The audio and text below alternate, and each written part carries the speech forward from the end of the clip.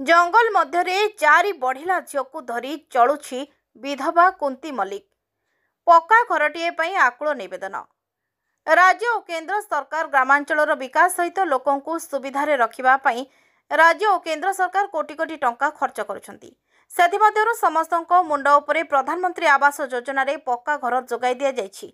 किंतु तल स्तर रे थिबा सरकारी बाबू पहाड़ जंगल उपरे थिबा लोकों समस्या सरकार को पाखरे सठिक भाव में पहुंची पारनथिबारु आज भी दारिद्र्यर कषाघात रे संग्रामरत आदिवासी विधवा महिला।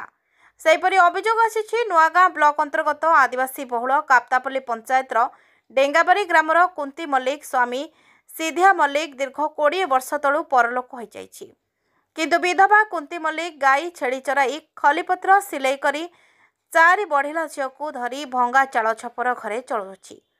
जंगल मध्य जंगली जीवजंतु भय सबुबले रोथुबा बेले भगवान को भरोसा रोथुबा कथा कहिसंती कुंती मल्लिक। ब्लॉक किंबा जिला प्रशासन पक्षरु दृष्टि देवा पई दाबी होइछि। नयगढ़ जिला नुआगाँ ब्लॉक रु निरंजन साहू को रिपोर्ट, फोटो न्यूज।